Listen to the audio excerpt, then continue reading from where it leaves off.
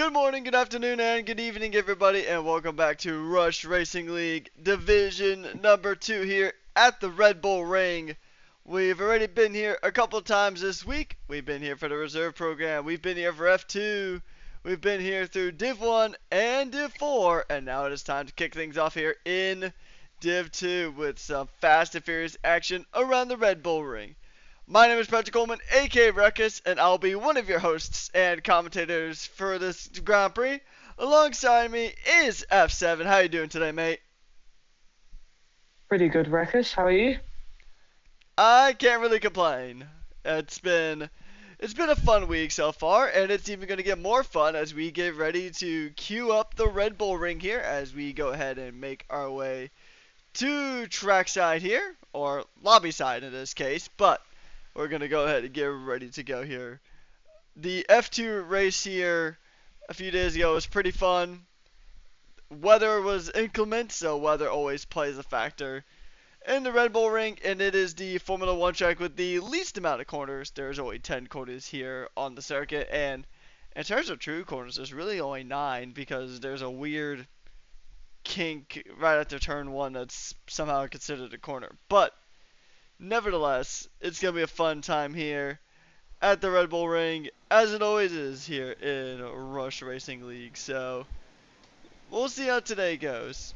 The weather is shiny right now, but it was like this in F2, but then the weather came. So, any bold predictions here, or what can our viewers expect here, F7?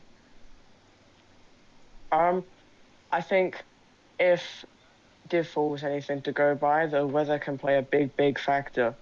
Especially if it is mixed conditions, because you're gonna have to make that choice. Do you want to go the dry setup and hope that there's more dry than there's wet, or do you want to go with a wet setup and hope there's more wet than dry? There's a lot of factors that can come into a race like this.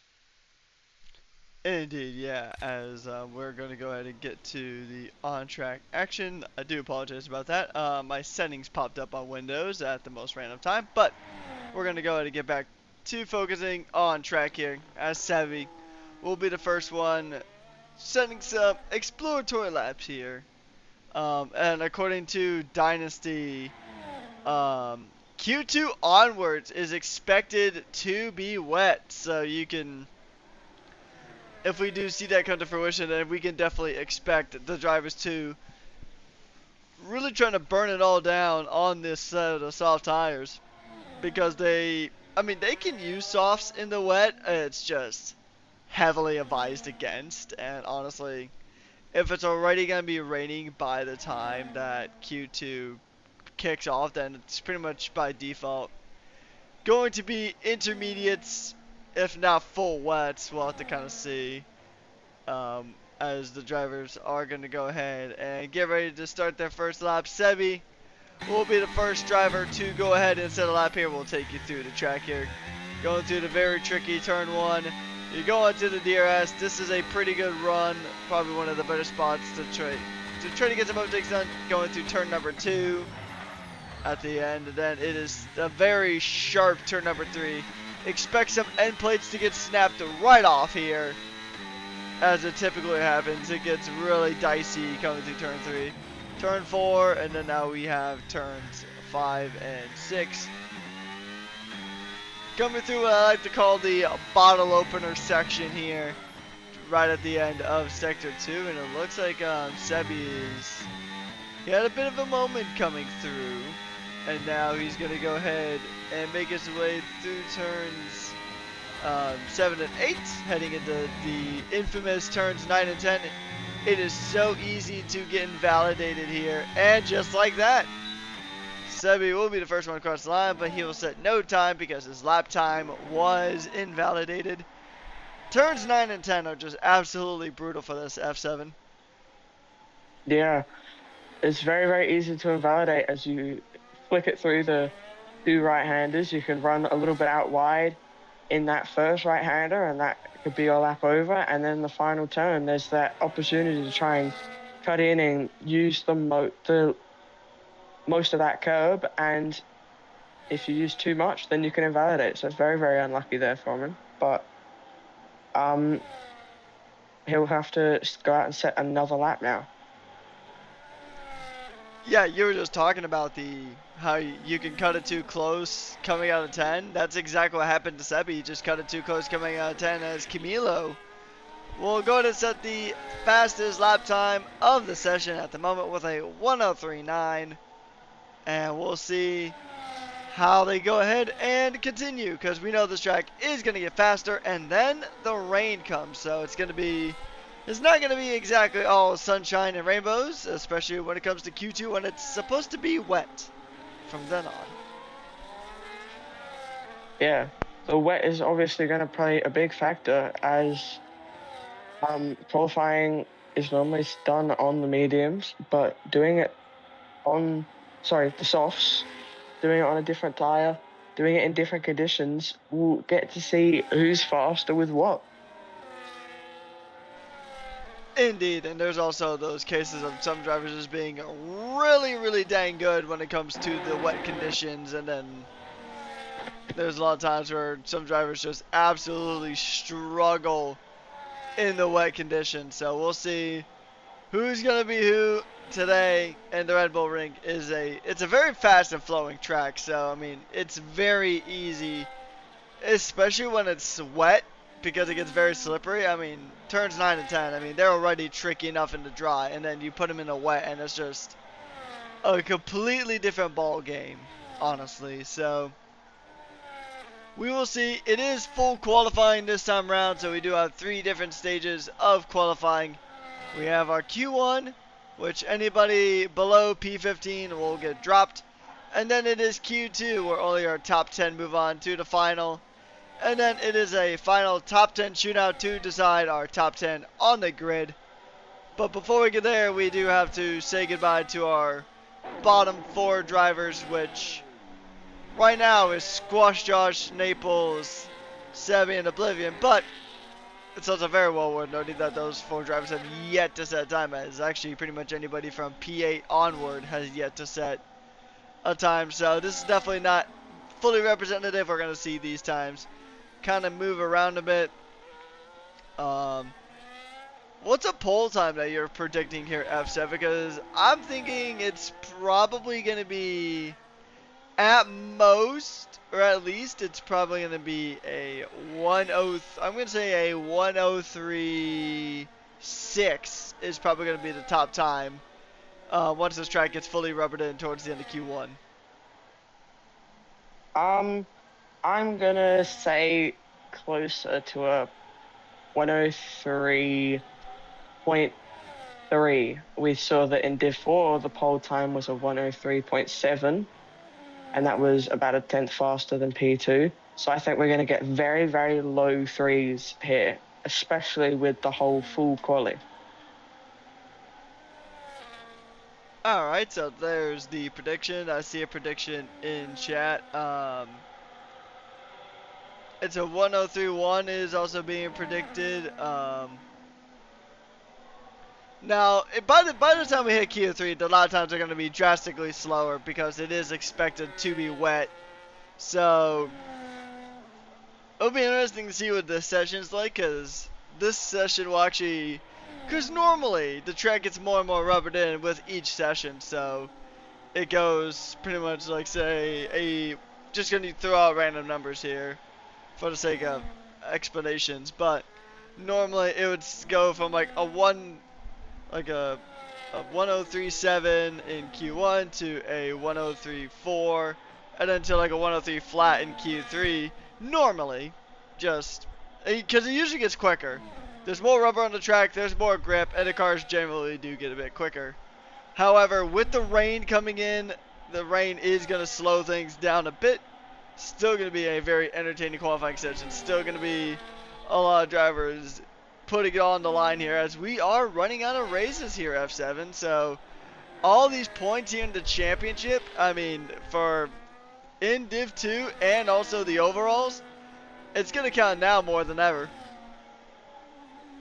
Yeah, it's getting very, very close to the top. You've got Ferrari, Aston Martin, and McLaren all in that fight, and it'll be interesting to see who comes out on top, as anyone's really got a shot. I mean, it takes one bad race from one team in one division, and it could be blown wide open. Indeed, yeah. So we'll see how it goes here, and I mean it's gonna be a massive fight, and even outside of just the top positions, right? There's been a lot of stories that have just kind of formulated over the season. I mean, the revitalization that Williams has had here at this stage of the season has been nothing short of inspirational. I mean, I'm sure you remember F7 for the first couple of weeks, Williams was in a rough spot here in Rush, and now you got drivers like Lockie who are only 9,000 away from the top of the session here, and it's crazy to think that our top four are separated by less than a tenth of a second. And then if we do go to just barely a tenth of a second, we have our top five. So it's a very, very close qualifying session here in Div 2. Things are really, really getting spicy here. While these drivers are going to go ahead and continue to set laps, we're going to go ahead and just talk about the standings here.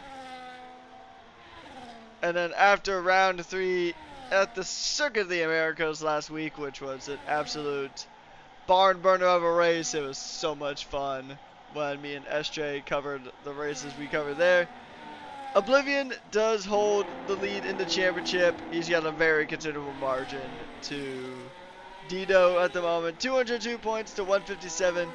But here's the crazy thing, is you have Dido, Watanabe, Squash Josh, and Broadsta all really close to each other. Dido's at 157 for second. Watanabe's at 156 after an absolutely dominating run at Coda. I mean, man, he just woke up and chose to become 2023 Max Verstappen and just shot off into distance, never to be seen again. And then you have Squash Josh and Broadsta only 1 point apart as well, with 142 to 141. And you can actually see that through a good chunk of the Drivers' Championship here in Div 2. It's just drivers really only being like 1 point away from each other. In the Constructors right now, our top 3 are Ferrari, Williams, and Alpine. Ferrari with 263 to Williams 249. And then Alpine with 235. Aston and Mercedes tied up points, 212, and then it is Red Bull, McLaren, Kick-Sauber, Racing Bulls, and then Haas. And then just to go to glance at the overalls as well. At this current state, this was before we actually got started for this week, so we'll check in with the overalls real quick just to see where things stand. Aston Martin had a really good week in Dakota, so they will jump to the top of the tables as Broadsta actually just jumped to the top of our timing tables here in the Red Bull Ring.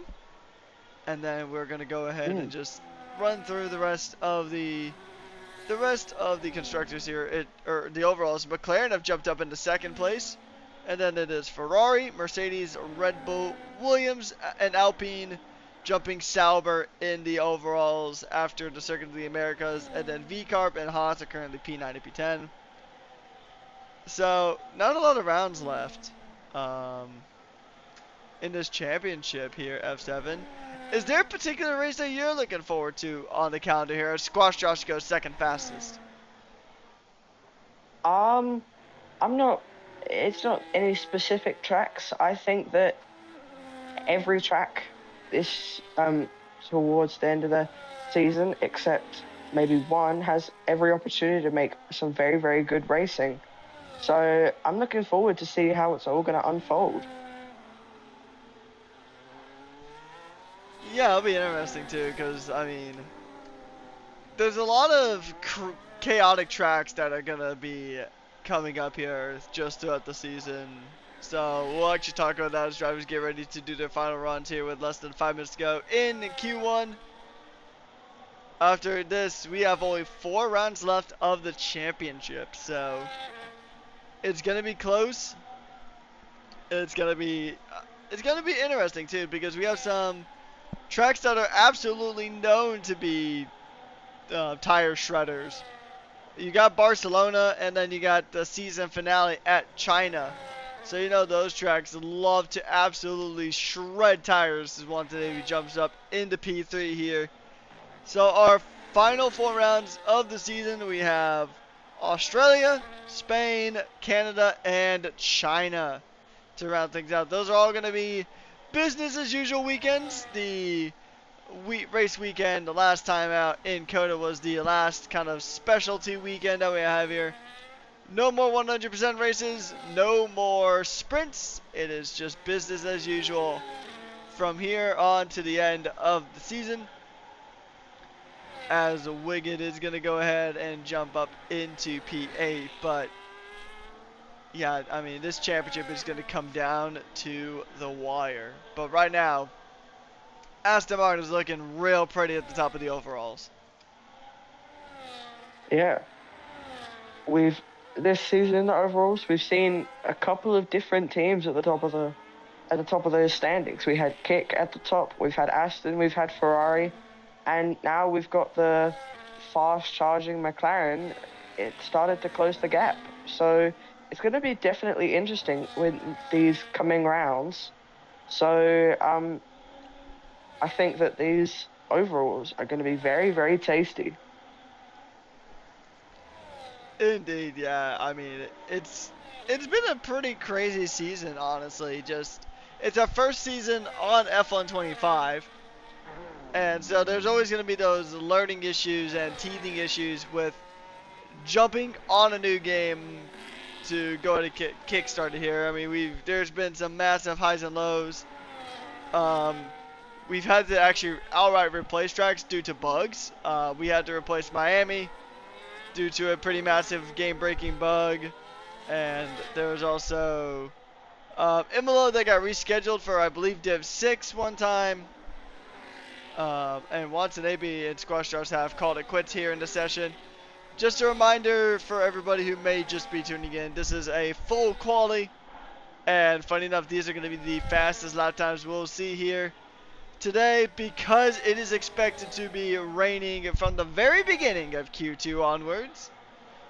So it'll be at minimum intermediates, as we'll see. The final few laps are going ahead and kicking off here.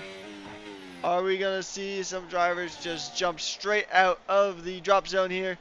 Only a second encompasses our entire field here, so Lucky has retired. He's feeling pretty safe. As long as you're within the top 15, you should be pretty safe. The two Racing Bulls are in a bit of a hot seat right now, as they are both in P16 and P17.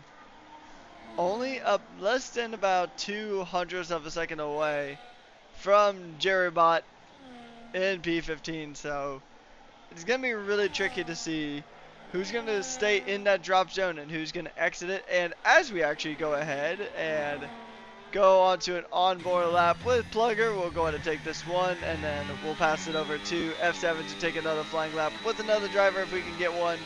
Actually, you know what, since we're about a minute in session, I know he's already, actually once Sebi gets a lap, we'll jump over to him, and I'll let you take that lap. Thank you. He's just coming around the final two turns here. He's currently in the drop zone. He's going to want to get himself out of this bottom 5, and he's going to come into turn 1. He's going to brake. He's going to jump across the curb. That does not look like a very, very good turn 1. He had a little bit of a catch steer and a little bit of a jump over the curb. I think he may have gotten a little bit too much, but he's going to come into turn 3 here. He's going to get it stopped, get it nicely turned in, use all of the road and all of the track. He's going to continue to burn the ERS down this second long straight. Coming into turn 4, he's going to get it stopped, use all of the track again. Looked like he would get a very good exit there. Coming into the double left-handers, get it up and on the curb. Oh, he's had a bit of a slide through there. That could have cost him some time. And he's had a bit of a late turn in there, so I think this has been a bit of a mistake-full lap. I think he's going to give up on the lap here. Indeed, so, oh no, he's going to ticket. Nope, never mind. He's in the pits. Very, I It's mean, like, I was gonna say it's kind of laggy from my end, but I don't know about you. yeah, it looks like he's experiencing some heavy lag there. Okay, good to know it's not just me. But what is very unfortunate is that it is both Racing Bulls out. The Haas is out. Can Connor get himself out of the drop zone? Never mind. He goes Oh, super wide. invalidate. And that is Q1 done and dusted. So we have lost Plugger, Sebi, Connor, and Daniel T here in the session. Very, Very very unfortunate unfortunate for for them. them. Connor with the very, very unlucky invalidation there. Final turn. It is very easy to invalidate. And Sebi with the couple of mistakes. So it's going to be quite the push for the two V-car drivers and the Mercedes driver and the Haas driver as well to attempt to make it out of that bottom four in the race and score points as points go down to P15 in the race. So that will be their goal. Luckily for them, Austria does have a plethora of places that you can make overtakes, but I mean it's gonna be tricky because the rain is expected to show up here very, very soon. It's supposed to be straight from the start of Q2. The rain is here, and the drivers will get ready to go, and then we'll be lights out here for Q2. And sure enough, lights out here for Q number 2. Just want to go ahead and say a massive hello to everybody here in this stream here. Hopefully you guys are having a fantastic time. Do want to go ahead and just, as drivers are getting ready to go out, do want to say hi to some people whose names I've seen in the chat. Hello Liam, hello Floggin, hello Ross, hello, I believe there's someone else. And, well, F7, I see you. Well, you're here. Anybody else? Hello Dynasty, Jono, Husey, and I believe Wogjet, of course. Can't forget Wogjet. And I believe that is everybody I've seen so far in chat. Hopefully you guys are having a fantastic day. And hopefully you guys are ready for some Red Bull Ring action. You got some earlier tonight with Div 4. And now Div 2 is going to go ahead and bring that action. It is intermediate conditions here right now as the rain is...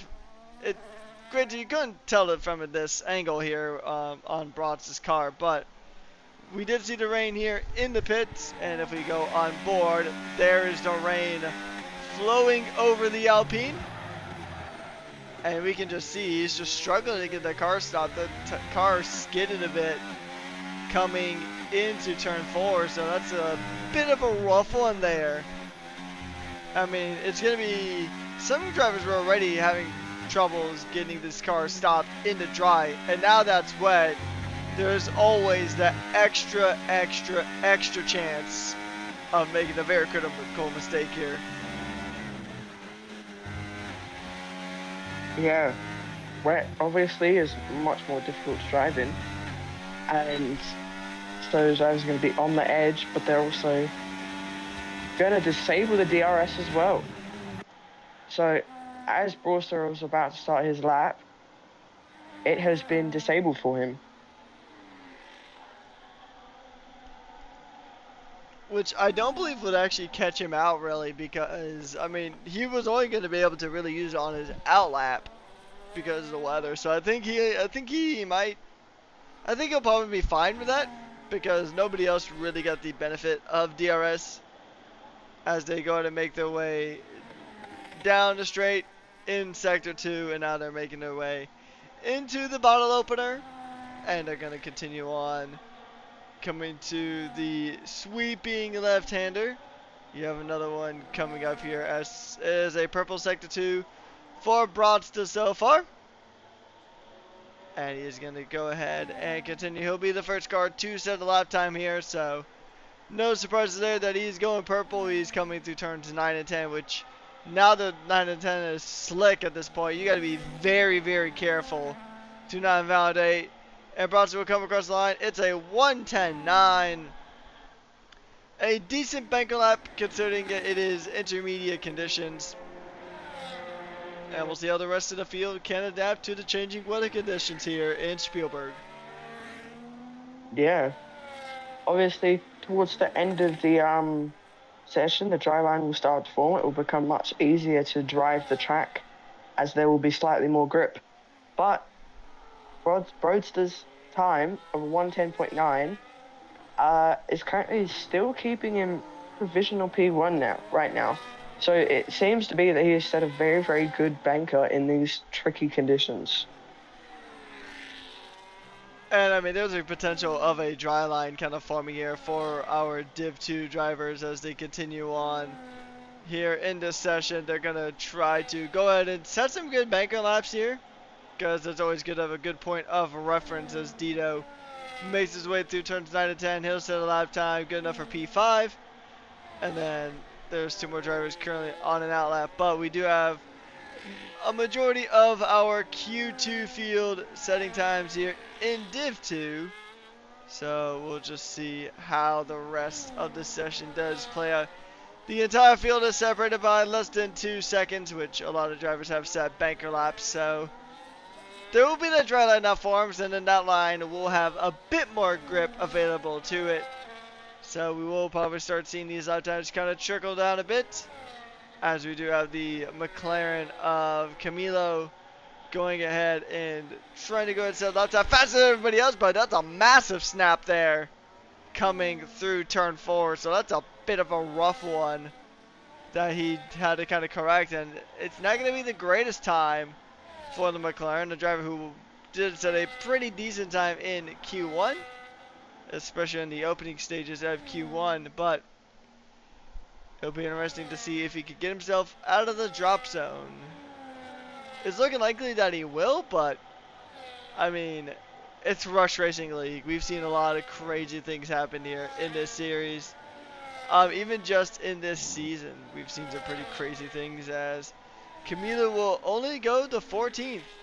Remember, you have to be in the top 10 to progress to the final part of qualifying here. So if you are in P11 through P15, if you're still there when that timer hits 0, then you are out of here. And then you'll have to just kind of watch everybody who's partake in the qualifying session, and then you'll be back on track when the race starts. So with this track being fully wet by the time we actually get into the race here, F7, is there any driver that you think is going to absolutely excel in these conditions, or is it going to be a bit of a struggle bus for everybody? I'm not too sure. I don't believe I've seen much of these drivers partake in any wet weather conditions so far. So it's going to be interesting to see who has put the practice in the wet weather, and who is just more naturally confident in the wet weather, as the conditions are all about confidence and being confident to take the risks that you would be willing to take in the dry weather and not causing yourself to make a mistake. Indeed. Yeah, so it's going to be really tricky here in these wet conditions. To go ahead and answer the question that we saw in chat about Ross trying to learn the game, the best thing I can tell you is just keep practicing. There's a lot of videos there on YouTube that kind of show like some good racing lines. The beauty of sim racing is that there's a lot of crossover between the different sim racing platforms, like coming from F1 to Gran Turismo. The general racing line and racing etiquette is just something that does carry over from one title to another. So best advice I can give you is just practice. I mean, I don't know if he's watching the stream here, although I think he's actually engineering, but I remember a few weeks ago when we were at Monza for the Italian Grand Prix week, Nishka, I think, put in, oh, I forget. I remember I was in a VC with him and Div 6 driver H-Town as they were just going through every stage of grief, trying to set good lap times for Monza and just continuously practicing that line and practicing even their strategy as well. So best advice is just practice. Practice makes perfect. I mean, that goes for pretty much just about anything in life. Even something as like drawing is another very good example. Just the more that you practice and the more that you kind of experiment with things here and there, then the better you'll get. That's pretty much the simple truth of it. But yeah, so hopefully that answers your question at least a little bit there, Ross. And at the moment, we only have 2 cars here on track. We have Spry and Mikey currently on track. Everybody else just going to go ahead and try to get ready to go for their final runs here. So the tow is going to be an interesting one because there's some good spots on this track to get a tow, as Watan maybe has called it quits here in this session. So, and I guess another little bit of tidbit of info or a little tidbit of advice too is try to practice in like, I mean, granted, I'm sure you can back this one up, F7. Sometimes the driving standards in just the random online lobbies aren't the greatest. You got people who drive less than ideally, but trying to drive with real people is going to be a good way to learn, because I mean, you can practice your lines and such going against the AI in this game, but as we've pretty much stated a lot of times here in this series before, the AI kind of misses out on the intelligence part of artificial intelligence in F1 and F1 games in general. So your best bet to kind of learn with just different strategies is just to play online. Yeah. But if we look back to the track quickly, it seems that Watanabe has, when he has retired, it was probably a smart thing to do, is right now the track is much more wet than it was probably at the start of the session. So the guys that went out immediately and set their times have probably pulled a bit of a smarter play than the people that waited a little bit of time, as the track has been getting wetter over the session. So we now know the bottom 5 that will be eliminated probably, unless number 1 Swift is able to improve his time. It's going to be Spry, Naples, Swift, Ozzy Monaro, Darabot, and Camillo that are all going to be knocked out of this Q2 session. Indeed, yeah, and yeah, this track is getting very, very slick here. Sometimes driving, especially in this game in general, just feel like sometimes driving on a set of intermediates at some tracks really just feels like you're a newborn deer on an ice rink. It's just not a really, it's a very tricky time to kind of get used to things.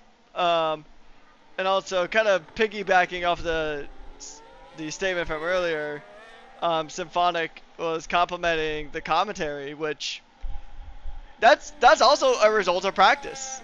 Commentated for about almost 2 years now, which is a crazy thing to kind of think about in terms of how fast time flies. But still, I mean, practice just makes perfect. And I mean, I'm sure you can attest to this too, F7. I mean, especially in a track where the weather can pretty much change around at the flip of a coin, practice is so crucial, and I'm sure you put in a ton of laps. Yeah, the more practice you can get, the better your performance would be on race day. So, and especially practicing in all of the different conditions. So, you know, the people that are willing to put in the time, put in the practice, and put in the effort are gonna be rewarded. There's also a good amount of coaching tools as well too. One of the ones that I know off the top of my head is TrackTitan.io. Not sponsored in any way, but that is a pretty good platform to actively. it's a good platform to kind of learn because it can, at least if you're on PC anyway, it can read your telemetry and then give you some kind of advice on how to take certain things better. I think it even goes as far as like which gear you need to go in. I used it a while ago on F123, although granted I'm on a controller, so it's not as cut and dry for myself, but we are here in the final 2 minutes of qualifying here, and we're gonna just go ahead and just see how these drivers are gonna go ahead and finish things up. Broadsta has went ahead and retired. Watan retired earlier on. Jerabot is out of the session, so he will retire in P14. We'll see who can go in and make it out of the drop zone here. Spry, Swith, Ozzy, and Camilo are the drivers in the drop zone. Mikey will go to retire as well. So we'll see here. The drivers to keep an eye on: P11 through P15. And honestly, you could even say the same about P10 and P9 because those drivers might not be safe here. As we come down to the final minute of qualifying, it is Camilo entering the pits, or is he just getting ready to fire it up? Oh. Yeah, I think Camilo's done.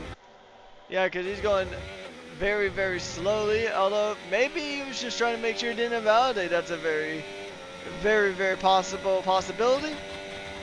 And now Camilo is going to go ahead and send another lap in. I think Ozzy might be out, as he is currently in P13. A driver who had some pretty good performances last time out at the Circuit of the Americas. And, I mean, honestly, he did have some pretty good runs. I believe, I'm double checking, yeah, he got P4 last time out in the feature race in Australia. So, pretty good stuff from him, but he is out of this session as Camilo now is making his way through sector number 2. The track is a bit, it's got a bit more water on it this time around, and I mean, I wouldn't be super duper surprised if we saw at least maybe at some point this week, we might see the full wet tire. We'll just kind of have to see as Camilo is making his way. Very conservative coming through turn 9. He's going to cut it close. He manages to get it just right. And he will not escape. He just loses it there over the line.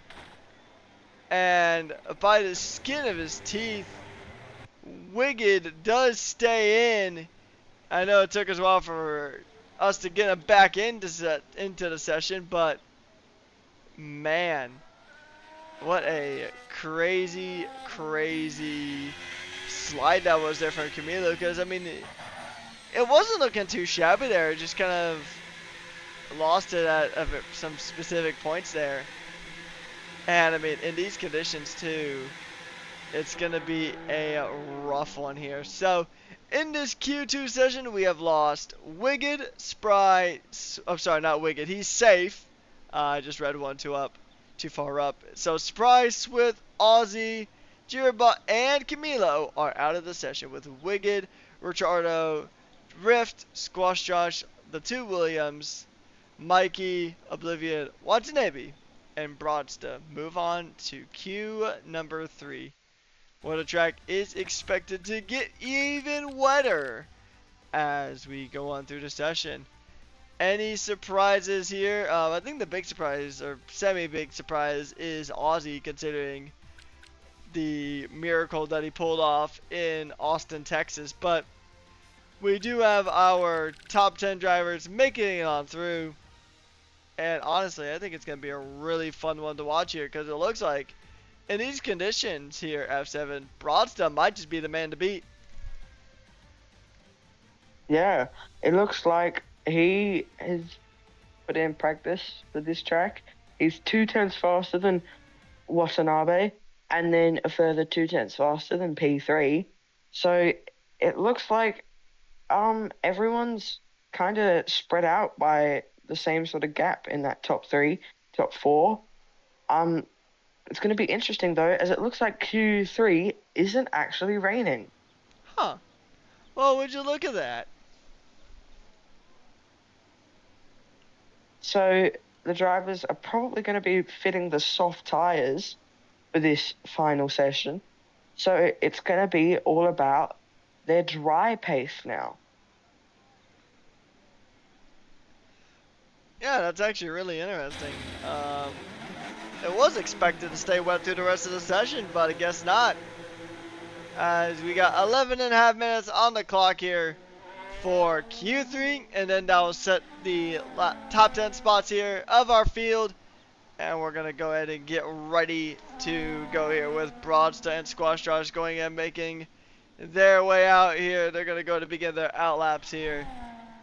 Now, here's the thing too, and this could be a factor, is that there's always still that little bit of a chance that the rain could hit mid-session. So, I mean, which if that's the case, then we'll probably see everybody just set a lap on the soft tires, and then once the rain hits, we're going to just kind of see everybody just kind of just end it here and just retire from the session. Because if you already set a time on a soft tire and then it becomes time for intermediates, then there's really no sense of going out again. Yeah, but we see that everyone but Rift, Rachada, and Squash Josh are currently on the softs.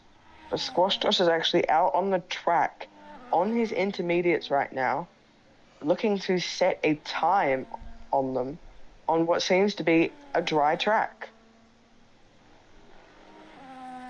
Which I believe, and I know some leagues allow it, but I think in Rush, I think that is actually illegal, but it might fall into a weird gray area because of the changing conditions, but we'll see what the stewards have to do. That's what the stewards are for. Thankfully, that is not something I have to work with, but I do have a lot of respect for our stewards. The work that they put in is absolutely crucial to any league, or, well, yeah, any league, honestly. It doesn't matter what platform you're on.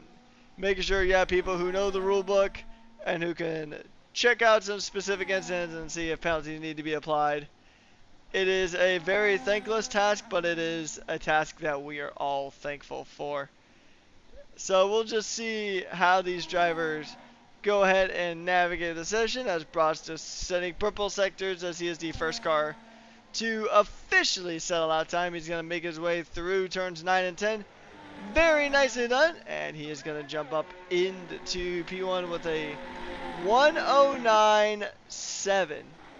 That is the current time to beat. The intermediates, don't think they're really the tire to be on right now. Let's see about Mikey. Mikey is opted for the soft tire, so I don't think this track is going to be as quick as it was earlier on in Q1, but I think we are already faster than Q2, so it'll be interesting just to kind of see how this lap, or just how this whole qualifying session just kind of forms up here. It's going to be interesting to see, as we see that the DRS has been enabled now. So it looks like softs the tires, but people could still be going out on their intermediates just to get the sighter in, as it was wet in Q2, so you never know. But as Forza is going to come back into the pits now, but I do believe that softs are the correct tires.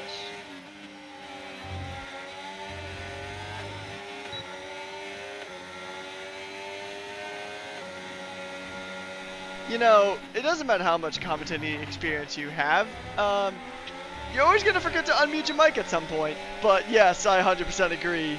The softs are definitely the tire to be on, especially if you are going ahead and seeing that the DRS has been enabled. If the DRS has been enabled, that's pretty much kind of your telltale sign to get off the inters and get on to a set of slicks. So, and I think you can even honestly just about say that for the actual race itself too. So All right, we're gonna go ahead and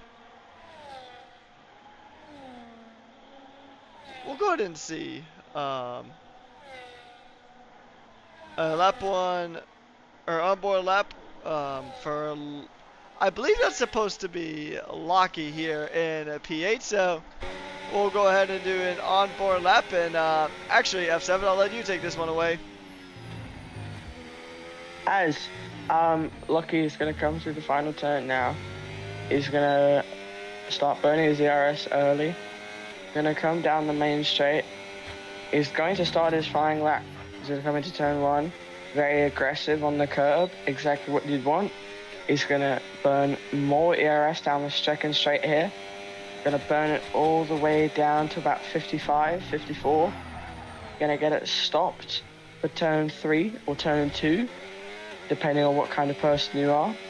Going to get the slipstream from his teammate. Going to pull out of it. He's going to continue burning. He's going to come into turn 4. Get it stopped. Use the curb as much as possible. He has a bit of a snap on exit. Does touch the gravel a bit. But he's going to burn into the double left-handers here. And he's going to have a massive snap as he's rode the curb a bit too much there. He's going to continue his lap. Yes, he is. He's going to continue down. No, sorry. He's put it in on his back down.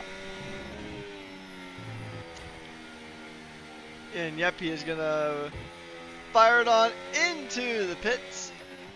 And then he's going to go ahead and give it another go. He still has about 5 minutes as Oblivion sets a wicked fast time. The current championship leader setting a beautiful lap time here. A 105.6. And he is about 7 tenths ahead of Ricciardo. And we are really seeing this track really starting to come into its own. The rubber is starting to go down. The rubber is starting to be reapplied to the circuit from Q1, as the rain in Q2 did pretty much wash it all away.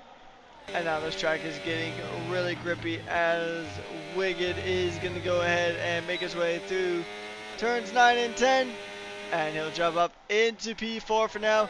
There's no more eliminations at this stage, so where you qualify here in this top 10 is where you will start the race. So you pretty much just got to go ahead and give it your all. Oblivion right now on provisional pole. Dito is going to go ahead and make it through, and he invalidates right on the edge of turn 10. So he'll have to go again. Watanabe's on an outlap. The driver who absolutely dominated here in Texas is about to go ahead and give it another go. He's on the outlap right now. Broadsta is currently on another lap, but he is about half a second down on his personal best. What about Wiggett? Is Wiggett improving at all? No, he's not. He's down by 8 tenths of a second. Granted, there's still a lot of time left to go in this session, but I mean, soon you're just going to start running out of time. Now, luckily, traffic won't be as much of an issue here with it being the top 10, but I mean, in Q1 and Q2, there's a lot of chances where you could have the best lap of the century, but it just gets messed up by traffic. Traffic giveth and traffic taketh away here. Yeah.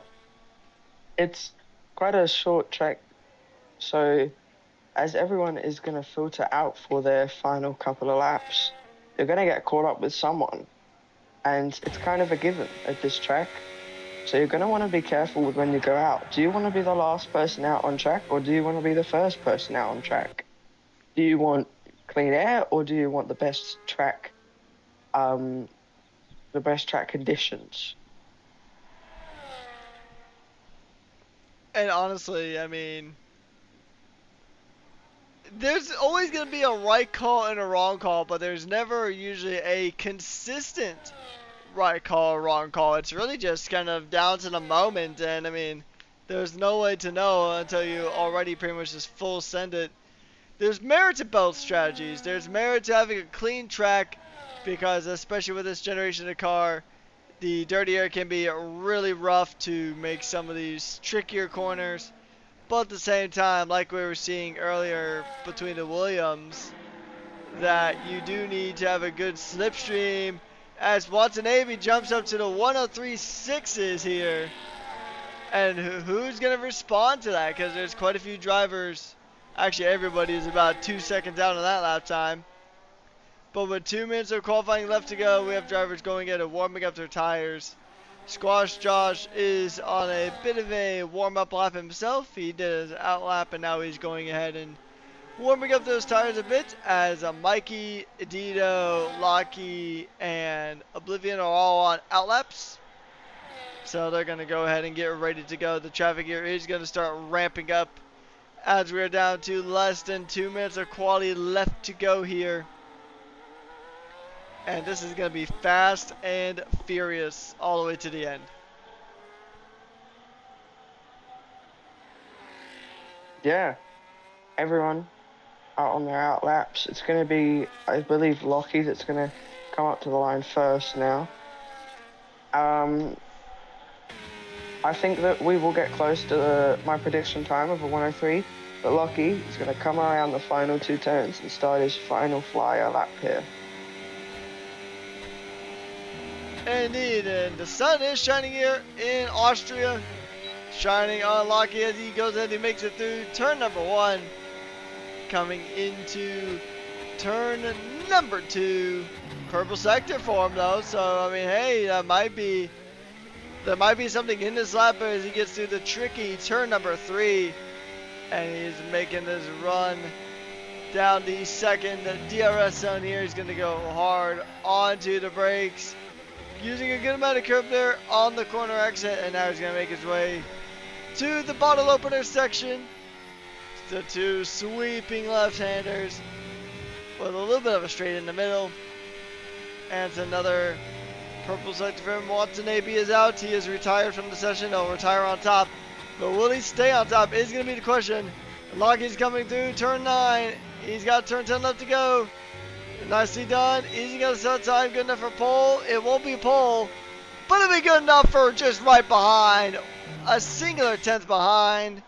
Let's see who's got to answer for that.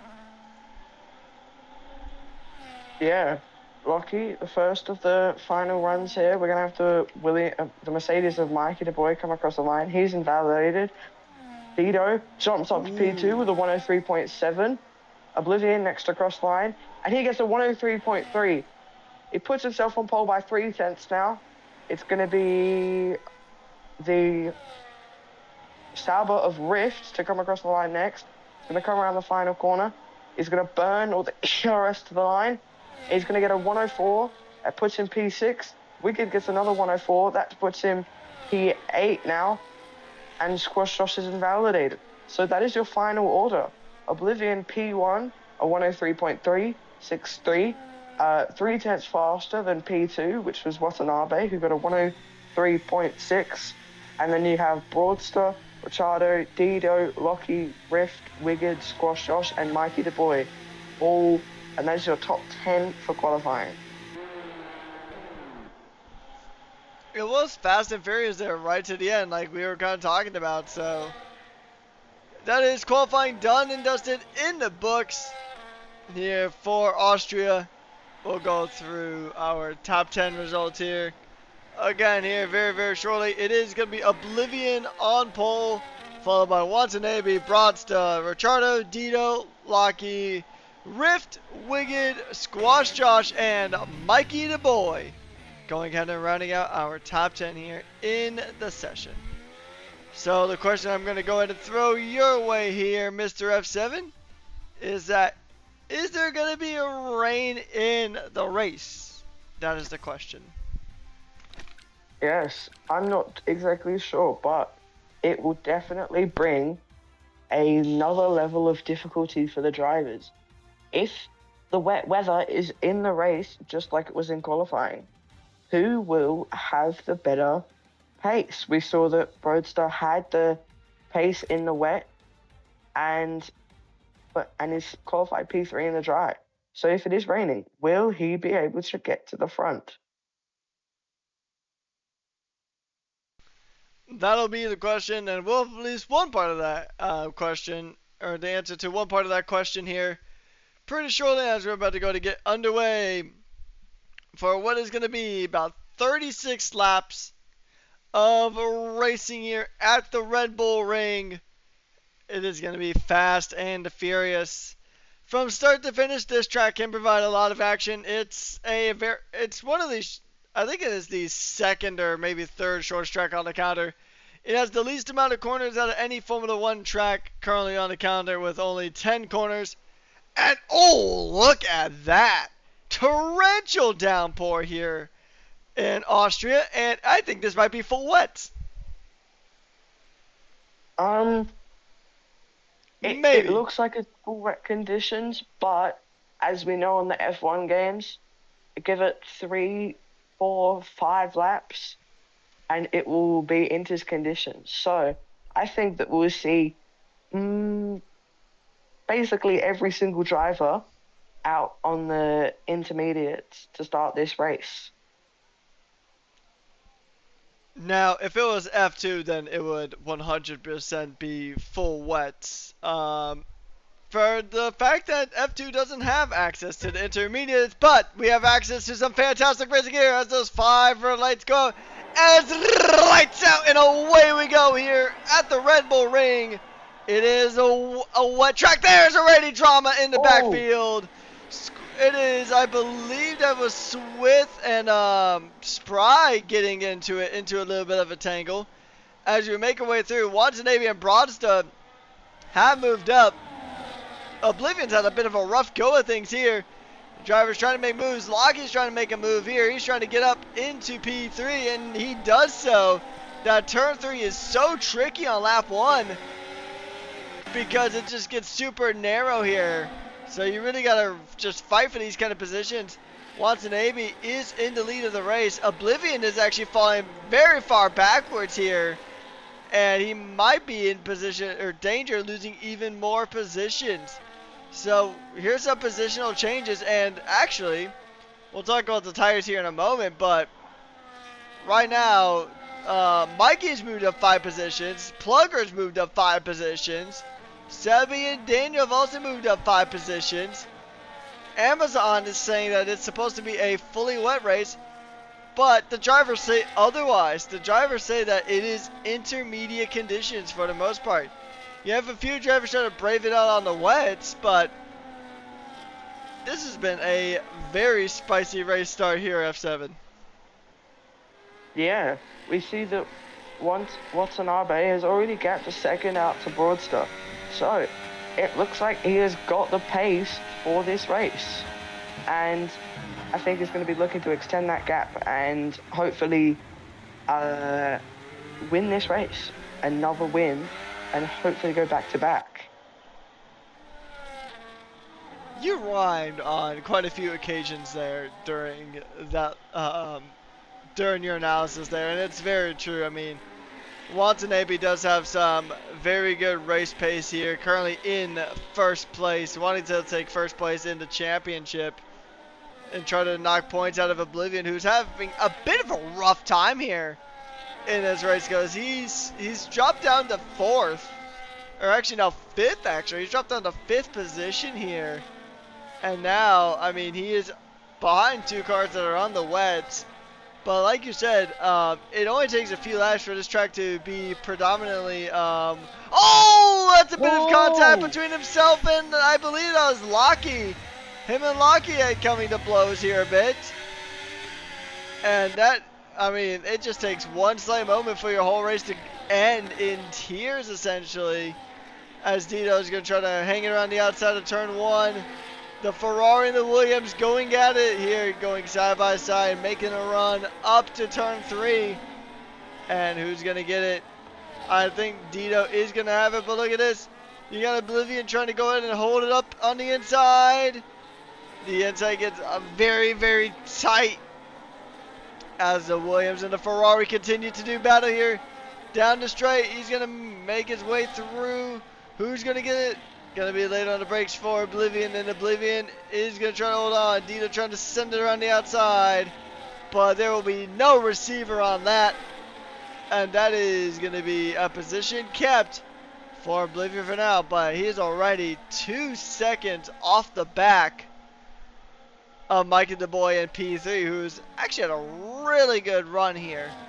He qualified in 10th. He was actually behind somebody who set an intermediate tire. But right now he's up in the podium spot, so a very good drive here from the Mercedes. Yeah, he's up. What's that? 7 positions now. As Mikey Du Bois sets the fastest lap on those full wets. As we know, the wet tires will be faster for a couple of laps, but once that dry line comes in, the inters will have much more pace, and those full wet tires will just be burnt out. So it's going to be interesting to see what Mikey, Lockie, Plugger, Daniel, and Sebi are planning to do, being on these full wet tires.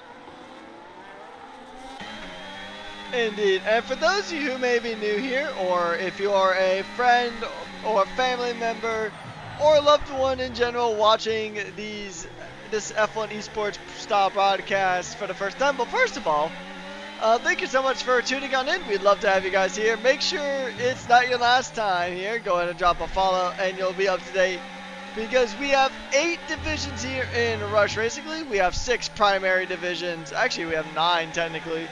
We have 9 divisions. 6 of them are primary for OCE. We are an Oceanic-based league. And then we also have a NAEU division that runs on Saturdays, so they'll actually run next Saturday at Qatar.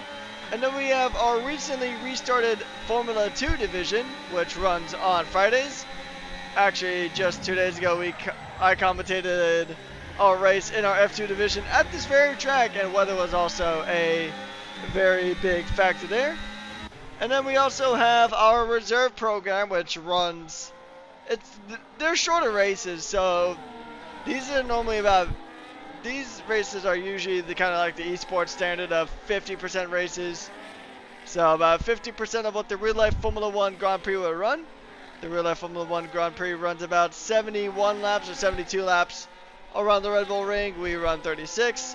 Reserve program runs 35%, so I think that rounds up to about 25 or something around that ballpark. But regardless, so we do have a lot of racing action, and the way Rush is structured, if you really like Austria, then you have, I think every division but NA runs Austria this week, or has already run Austria. I know F2 and reserve programs have already run this track, and now it's pretty much all the OC divisions running this exact same track. As Oblivion sets the fastest lap of the Grand Prix, and now I think the intermediates are starting to come into their own here. But just to go and explain the difference between the intermediate and the wet tires for those family and friends who may not be as familiar to Formula 1 or motorsports in general. So these blue wall tires with the W next to them, these are the full heavy wet tires. They have a lot of grooves, as we can see from the position of Mikey the Boy. They have a lot of grooves, more akin to the road tires that would be on your actual car. And then jumping up a spot, we have Broadsta, who is running the green wall intermediate tires. So they have still quite a few grooves, but the grooves aren't as deep. So typically, if you have like standing water in a lot of places, you are going to want to run that full wet tire. But if the track is only like slightly damp or very little bit of water on circuit, then you'd want to run the intermediates. And now what we're seeing here is Mikey the Boy, he's not actually shaking for an overtake here at this stage. A tactic that we will often see drivers do is, because right now you can kind of see that there's a bit of a darker portion of the track. That is kind of the dry line as the water has been dispersed, mostly by these wet tires. So what drivers will do sometimes to cool off these intermediates or wets is that they will drive offline and drive onto the wetter part of the track, because the extra water kind of helps cool off the tires, which helps their longevity, or basically lifespan for people who aren't big fans of big words. But ultimately, it's gonna be a management race here, F7, just because we know that, especially in this game, the tile wear and the life expectancy of these intermediates and wets is just kind of rough. Yeah. It's going to be interesting as it looks like Mikey Boy is still kind of faster on these full wet tires.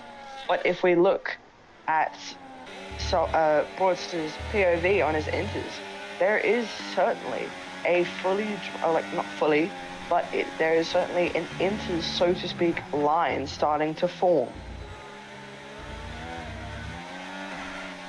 Indeed, and another thing too that we really got to think about too is that there's gonna be and actually this is a point brought up in chat. There's also gonna be setup differences as well as Oblivion and Mikey going to do battle. This is the Inters versus the Wets. Ferrari versus Mercedes, and Oblivion gets it done. And now he's gonna go hunting. He's gonna go hunting after Broadster now. Him and Broadster did battle a ton last week in Austria, in Austin. I made that mistake before broadcast, not making it during broadcast. But when we were in Texas, Oblivion and Broadster had probably some of the most entertaining battles you'll ever see in Div 2. And then it ultimately ended up in last second penalties, which kind of dropped both of them down the order. But we know these two can fight. We know these two are quick. And I know we're going to see some fireworks between these two here very, very shortly. As Oblivion had a bit of a rough start to the race, but now he's really coming to his own, and he's trying to show why he is that championship leader by a hefty margin of, I think, close to 20 points? Yeah. It's going to be very, very interesting. But we see that he's catching up to the back of Broadster right now. He's getting very, very close, coming out of that turn 2 or 3, depending on how you'd like to count that bend in the straightaway, but he's not going to go for it here. Yeah, we've seen that there's a lot of places where you generally just do not want to take or go for an overtake here. This track has a good amount of overtaking spots, kind of like some of the other tracks we have visited on the counter. Interlagos is another track that comes to mind, where the roads are so wide and there's a lot of good overtaking spots. However, there's still that one part of the track that's just not good for overtaking, and most of Sector 2 after that straight is a perfect example of places where you don't really want to overtake unless it's absolutely necessary. Coming down to start finish straight is probably one of your best bets in terms of trying to get overtake done. Or you could just send it straight to the inside at turn number 3.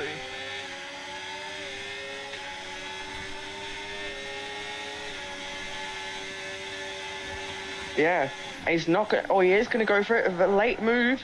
He's going to go in a bit deep there, and Broadster's going to get the cutback back down the inside. He went for an audacious move down the inside there, a bit late, but he's going to hold it alongside now, and he's not going to get the position. But he's going to go back to the inside, but Broadster's had it covered. But he goes deep. He's had a bit of a lockup. Oblivion comes back down the inside. They're side by side now. There's a little bit of wheel locking, a little bit of contact. Broadster's on the wet side of the track. They're going to come side by side through the double lefts here. They're both pushing the cars to the limits here. They're going to go still side by side. They're going to side by side through this whole middle sector. And it looks like Broadster's going to get he's going to keep the position as Sebi retires in the pits. This is, I mean, we know that these two can battle. We saw it in Texas last time out. And we're seeing it here in Austria here today. I mean, we know these two, they have a lot of respect for each other, and they have a lot of battles between each other. And then you got, here's the thing too though, we gotta kind of note here, is while we're gonna be talking probably a good amount as long as the Oblivion and Broadster battle continues He's on. He's gonna send it back down the inside. He's gonna send it back down the inside there. A big dive bomb. And he's not going to get to the position there. That was a very, very late move. Sorry to cut you off. I saw it happen. And it was a very, very late and audacious move there. I think we're both about to call it at the same time, so all good here. But yeah, actually, this does further bring up my point, kind of. These guys are going to battle. These guys are going to send ludicrous dive bombs on each other. If these two take each other out, or at least cause some damage, you know who's right there waiting kind of in the wings, you know, with a metaphorical bucket of popcorn? It's Mikey, just fine. So doing exceptionally well. He's definitely been the fastest in terms of the drivers who have been on the wet tires. And I mean, for a while there, he wasn't too far off the pace of these intermediate runners. As Oblivion gets close to the back of Brodsta. Now they're going to make their run down the straight, coming into turns 2 and 3. He's going to go ahead, as we saw a little bit of Watan, who has once again been so dominant here. And look at this. It's another dive on the inside for Oblivion. Sending that move from Oblivion to try to get a move, but it won't quite work. He's going to have to gear up and give it another go here. We're on lap 12 out of 36, so we're officially right at the first third of the race. But we still have a lot more racing left to go here. At the Red Bull Ring, it's going to be tricky to see. I mean, it's tricky to kind of just find where a move is possible, because I'm sure everybody, or at least a majority of people who are in the sim racing community, has probably heard the phrase, if you no longer go for a gap that exists, then you're no longer a racing driver, a million times. But the other thing to note is that a good driver can identify what is actually a gap where you can make an overtake versus what kind of looks like a gap. And right now we're seeing Oblivion really go for a gap, and that is about as clean as you'd like it to be here. He gets the move done into turn 1. But Brodsta, he's going to have the ERS advantage going into turn 3, and he's going to go down the inside. They've forced all the way to the inside of the track there. He's going to get the move done, but Oblivion's going to get the cut back again. He's going to pull it back alongside, and he's going to regain the position. But he's going to burn the ERS back. He's going to the outside. He's going to go around the outside into this right-hander. He's going to use the track. He's going to put it almost off track there, but they're going to use all of the track they can. They're going to go side by side to the double lefts here again, as there's a little bit of contact, I believe, but it's very, very close, and Oblivion runs a little bit wide there, and he's at the seed position. These two are battling like crazy, but this has brought Dido and Mikey back into the battle here for P2, and this is letting Watanabe just run away with the win here. Indeed, yeah. Honestly, this is deja vu of Austin, Texas. Honestly, so yeah, it'll be interesting to see how this battle kind of progresses here. As Dino has already kind of just said, "Hello, hola, cómo estás?" I'm right here in your mirrors. I'm pretty much ready, like a vulture, waiting to take his prey if he's got the opportunity to here, but. To also just kind of go through and address chat. It is not a mandatory stop, although I think most of these drivers will stop to go ahead and shed their tires, because, I mean, I've seen some pretty incredible feats of tire management, but I think that they're probably going to at least try to go roughly half race distance and then try to go ahead and switch it up on another set of tires, because truthfully I don't really see too much of a way where these drivers could really try to make this set of tires work, because they're already about 15 laps old, so already close-ish to about half race distance here, and I just don't really think that the Inters have it in them to go all 36 laps. The Whites certainly don't. But look at this. This is a good POV. Dino got a front row seat to that battle as Oblivion jumps back into P2. And it is getting very, very fun to watch. Dino once again with a front row seat to this battle. And how's it going to work? He's going to get a move done onto Brodsta. What a move from Dino, but it's not done yet. The Alpine and the Williams side by side, making their run down towards the end of the DRS zone. And Bronster will get the position back, but is it going to be a switchback here?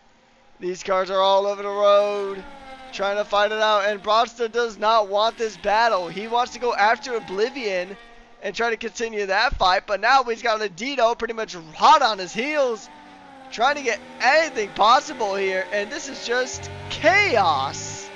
Well, not really chaos, I'd say. I mean, I'm sure the engineers are in a state of chaos right now, but this is beautiful racing here in Div 2. Yeah, as we see in these torrential conditions, these drivers are battling like the rain is not there.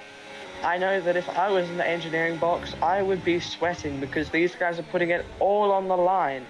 And this is only lap 16. But now that we see that Broadster is no longer a second behind Oblivion.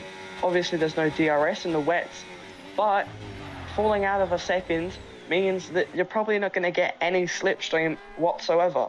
So, does this mean that Oblivion has been able to escape the battling and is going to be able to keep P2 and possibly catch up to Watanabe, or are these two behind him going to decide to work together somehow and be able to close the gap back up?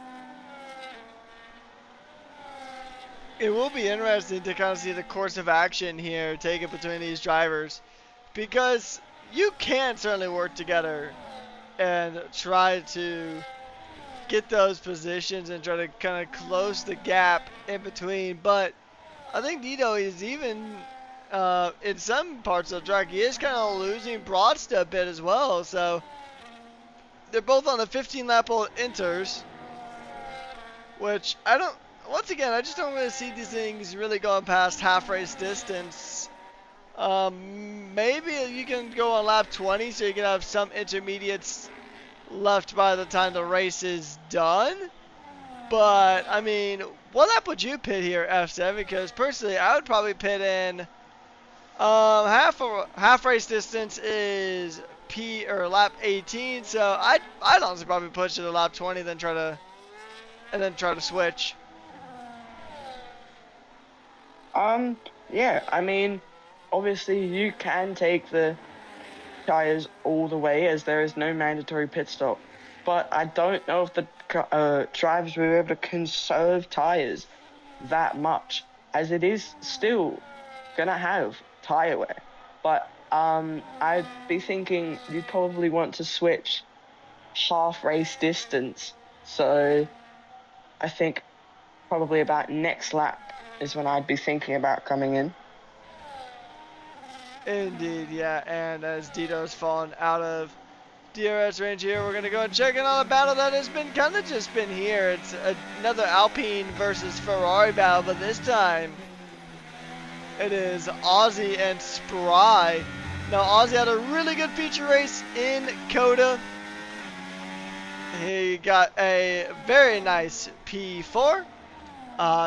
I believe he was just picked up by the Alpine team during silly season. I believe Texas was actually his first races in Rush in terms of being in a division.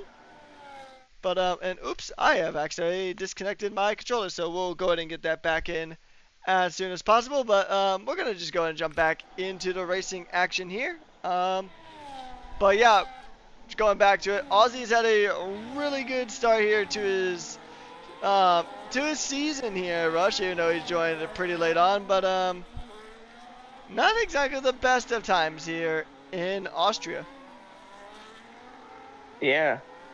Not exactly the best of times for him, but if we move our eyes back to the front and we see the gaps between Watanabe, Oblivion and Broadster, these gaps have been shifting massively over the last couple of laps.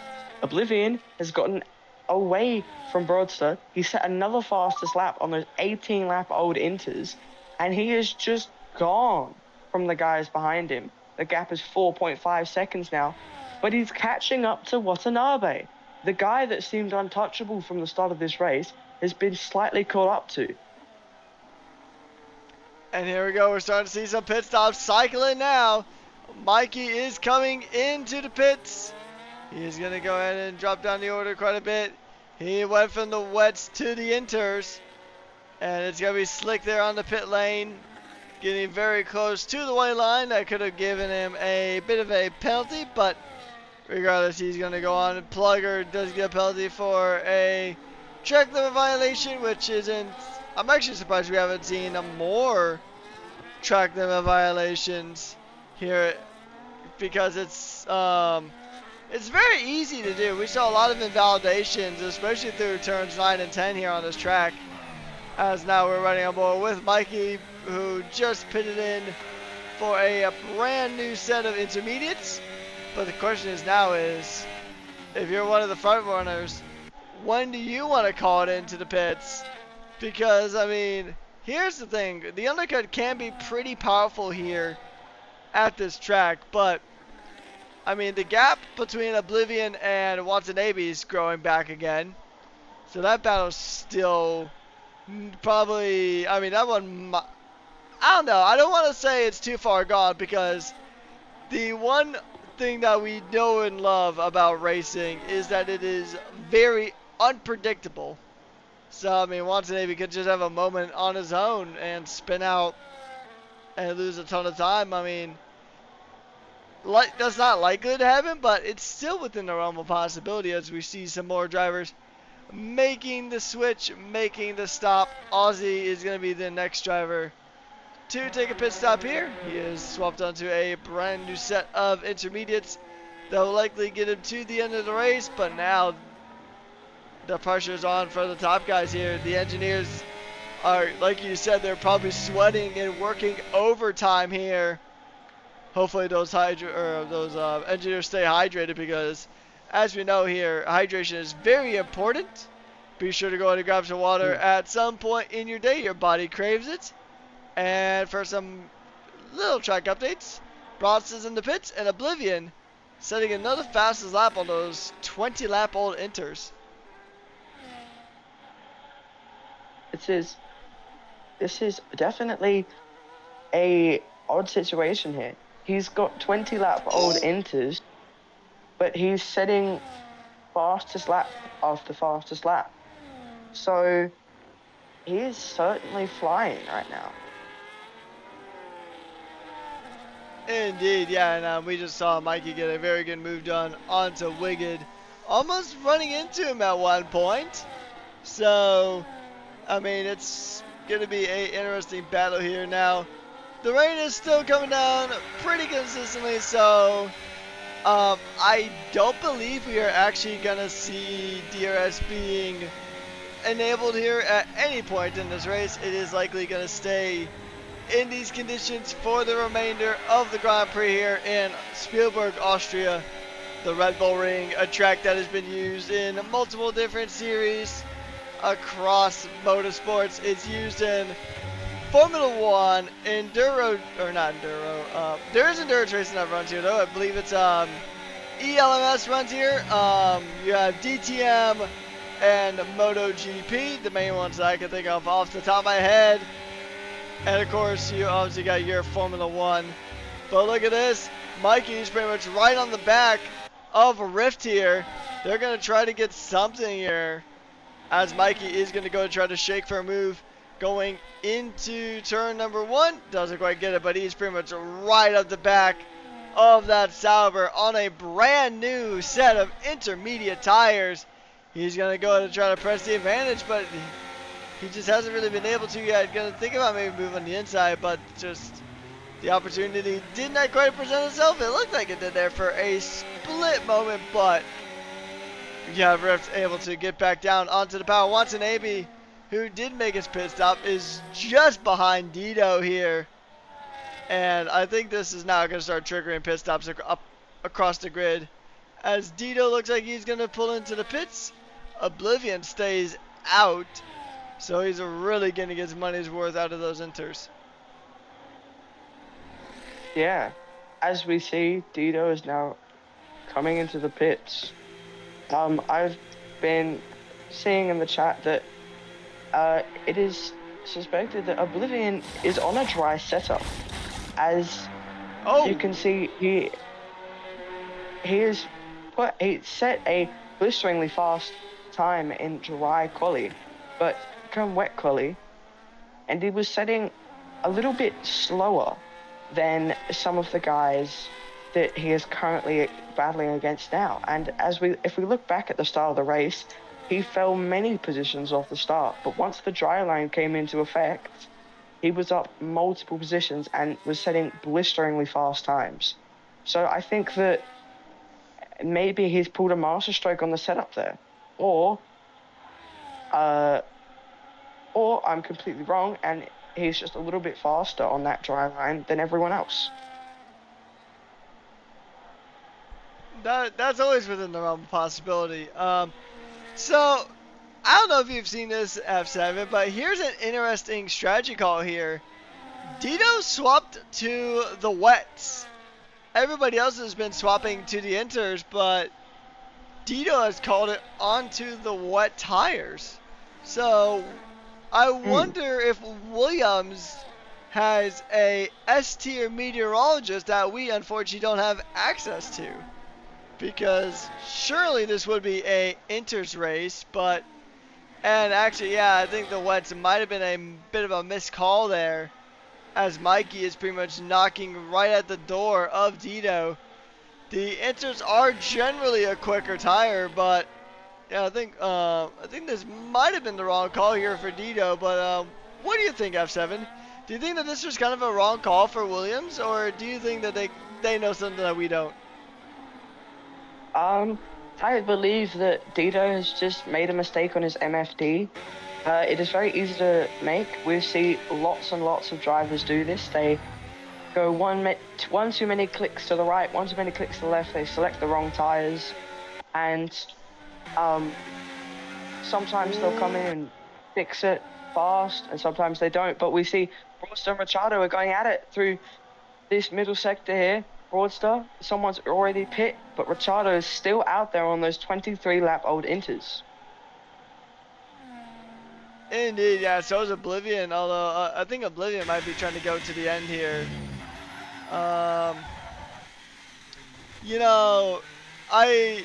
The biggest memory I have of I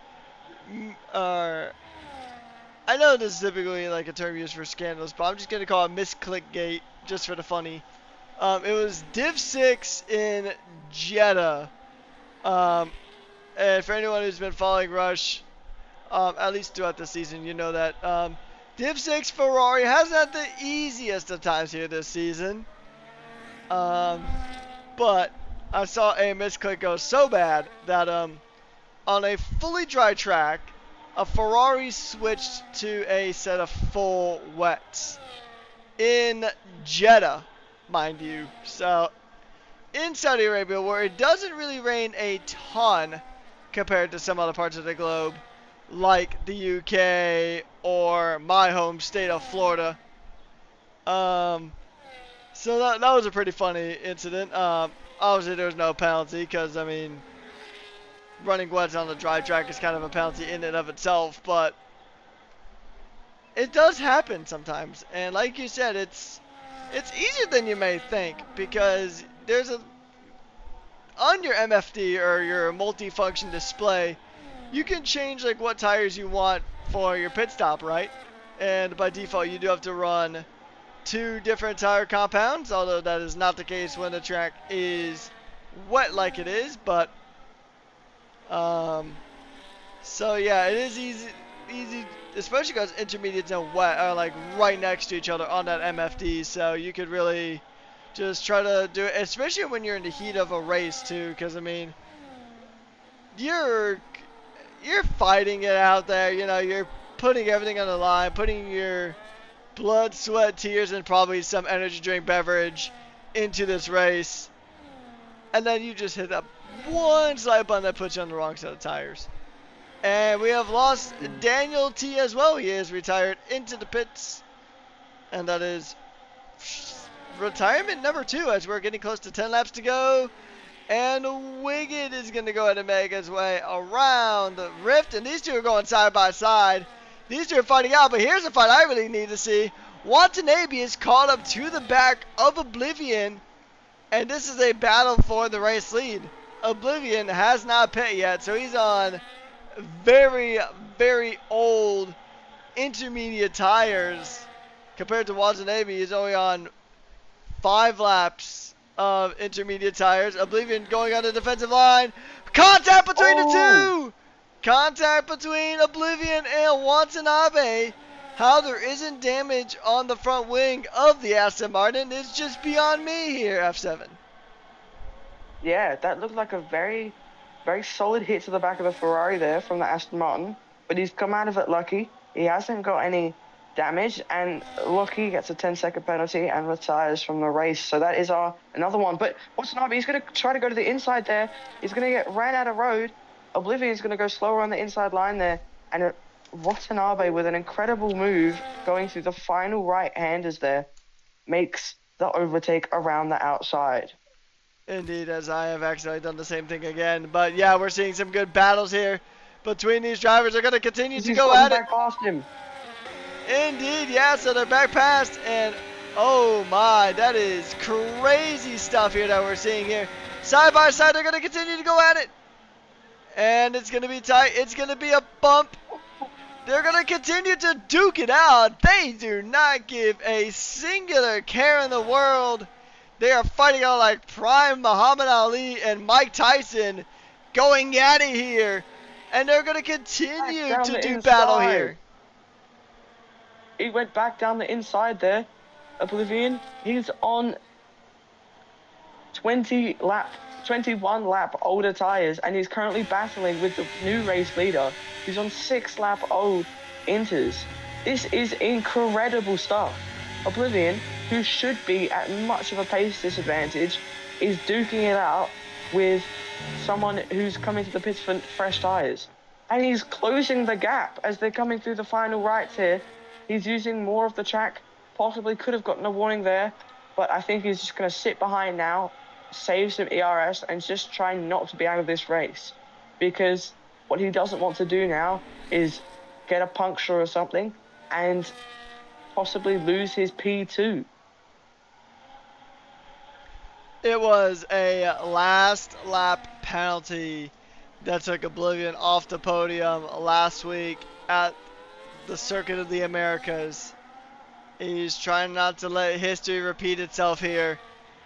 And because a puncture is probably pretty likely here at this stage. He's losing time now to Watanabe, and having snaps like that really isn't going to help his case.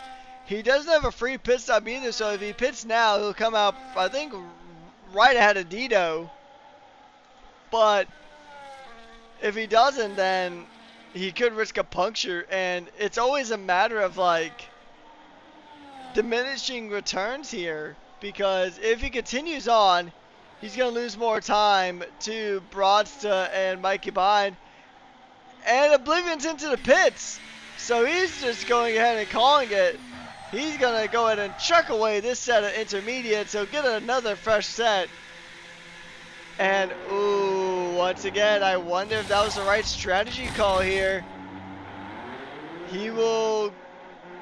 Actually, Broadsta might not actually get ahead of him here. Maybe, I think he will, though, but it's going to be tight between these two.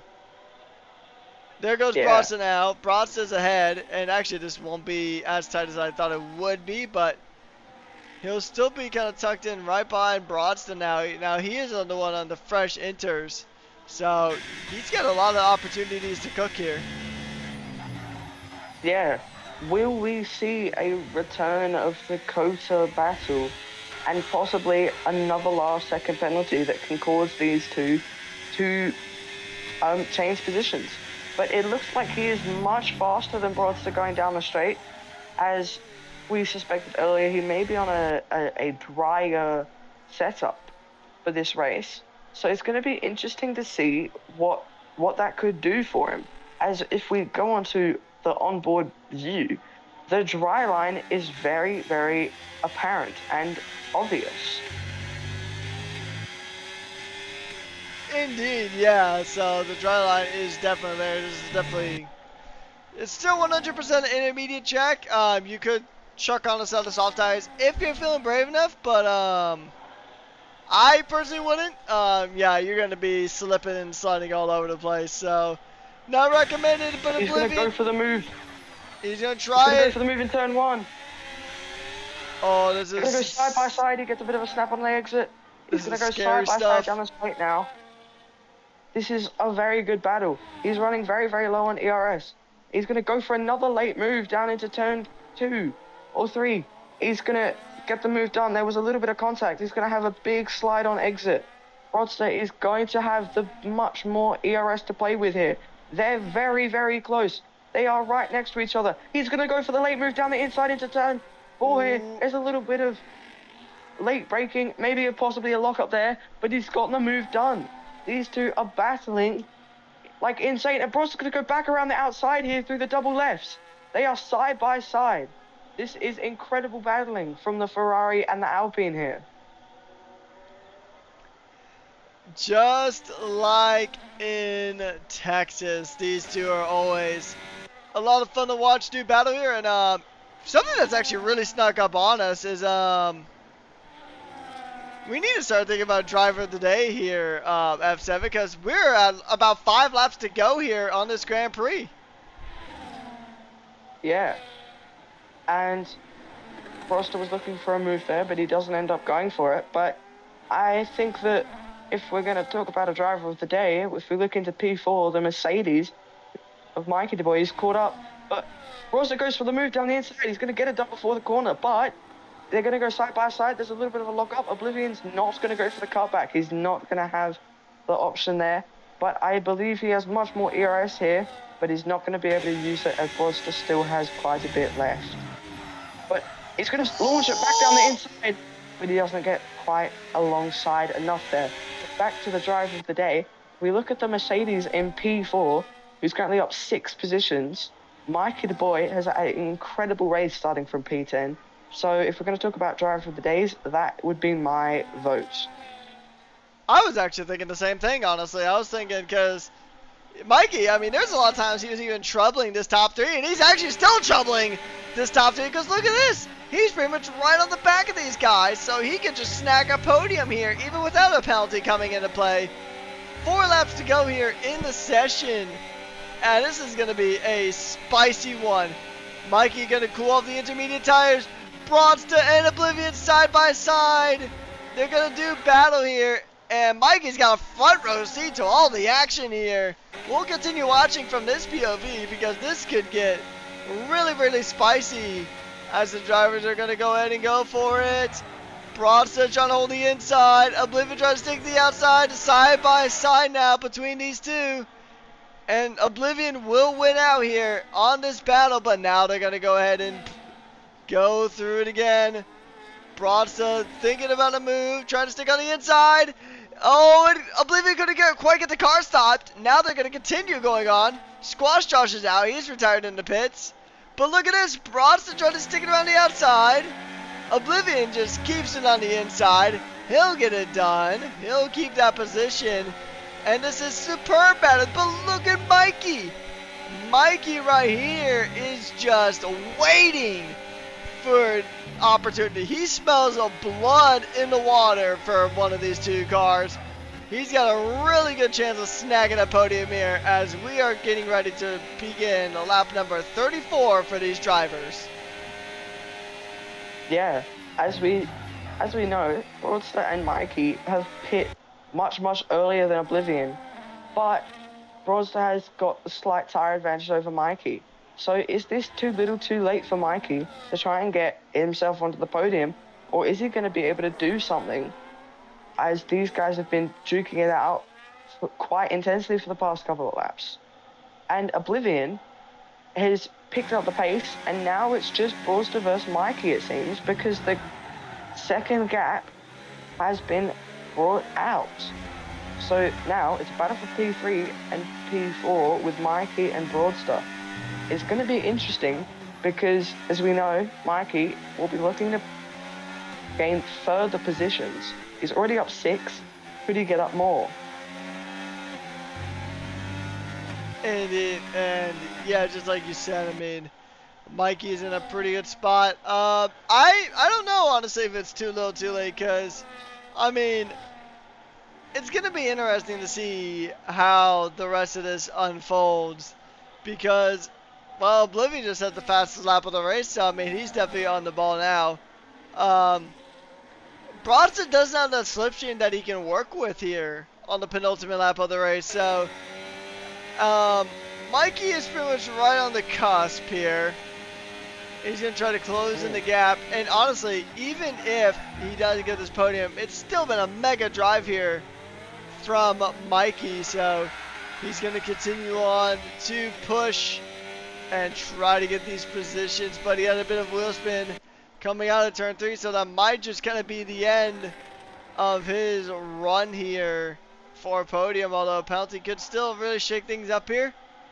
But it is pretty much just down. It's going to be down to the wire between these two. I think it's going to come down to just who can go ahead and get a better run on that last lap, as we are on the final lap now for our lead driver of Watan.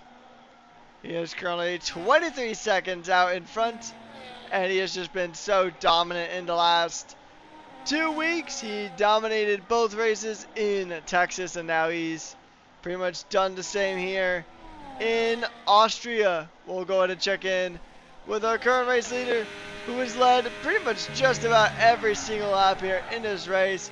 He hasn't really put a foot wrong. Aston Martin has definitely been on the charge. A bit of a snap there for Watanabe, but it's not like it's going to hurt his feelings any, because he is going to go ahead and continue through the bottle opener for the last time. And then he's going to go ahead and make his way through the final couple of corners here on the circuit. He's only got turns number 9 and 10 now. Even if he gets a penalty, it'll still be well clear. But after another dominant drive in another country, Watanabe will once again return to the top step of the podium. Watanabe wins the Austrian Grand Prix. And what a win it has been. 22 seconds ahead of Oblivion.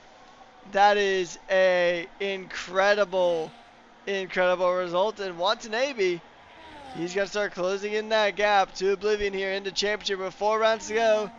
Oblivion will come home in P2.